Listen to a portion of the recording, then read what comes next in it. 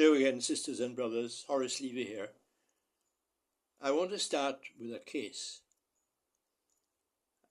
It's about a man, Jackson, opposition MP. He wanted to cash a check for $2,500, and the bank was charging him $385. This is a check drawn on the same bank. This absurdly high fee triggered the decision to raise the matter in Parliament. The government refused rather, to support him. So he placed it on the table for further discussion, but also took it to court. The court recently rejected the legality of his claim, but in fact, the next day decided to terminate charges on checks. The fight wasn't over though, as Jackson rightly so.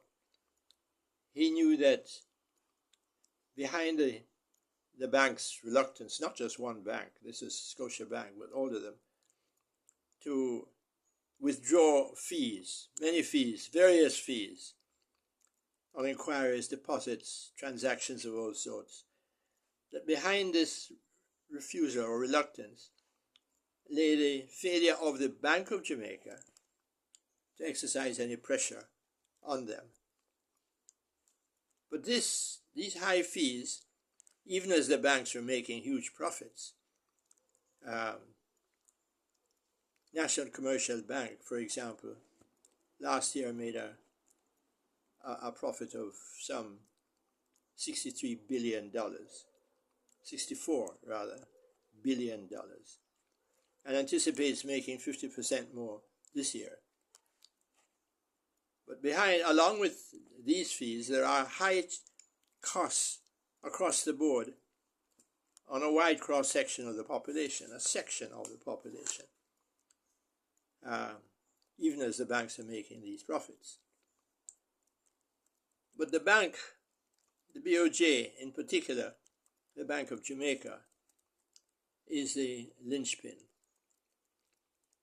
It is responsible for the prudential supervision of all financial institutions, according to a Twin Peaks regulatory framework put into operation just last year. So they're bearing down all these fees on people. Price and financial stability is the Bank of Jamaica's mandate, and its claim in the annual report to have advanced this by two means. One was bringing inflation down, which it succeeded in doing very well, from over 9% in 2022 to 5.7% this year. But it also claims to have done this because the economy is expanding.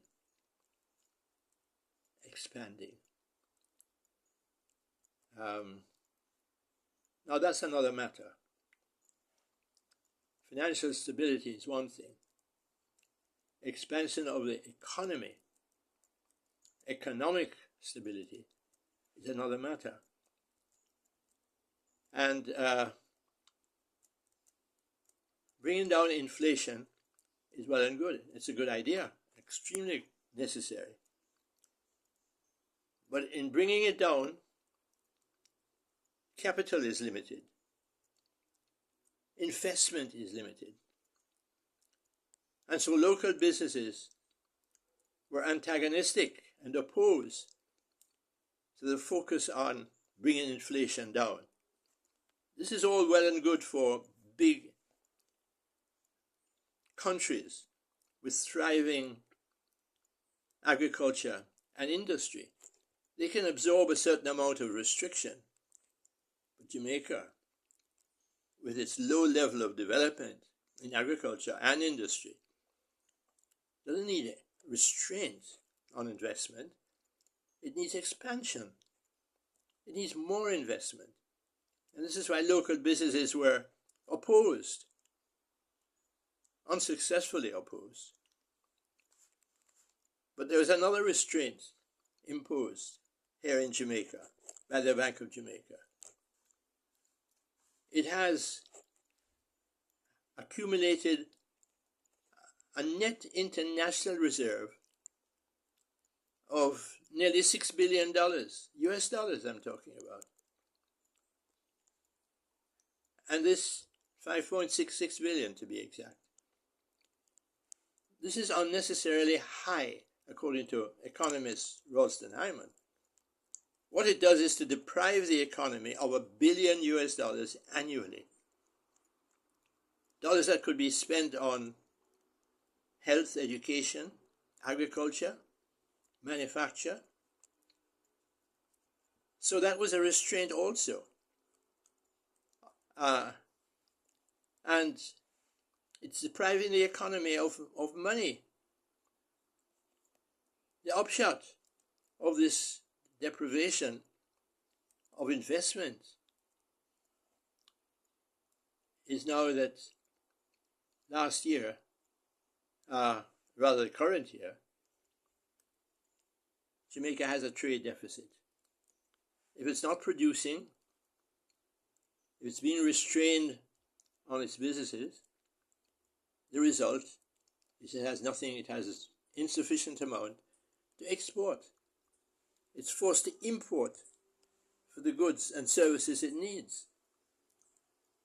And this has been a large amount of 5.75 billion US dollars, a trade deficit. When you have a deficit of that sort, a country has to go and borrow.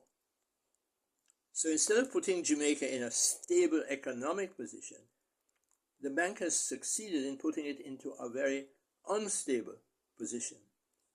It has to borrow. And foreign banks are notoriously slow to lend money to countries that can't even keep its trade deficit down. So, government and the Bank of Jamaica have to do something better, to manage, much better, to manage the economy. Because managing the financial system by keeping inflation down is one thing. Managing the economy is another thing. And so far it's not succeeding very well. So some urgent action is needed to expand business and investment in Jamaica. Thank you. Give me your reactions, please.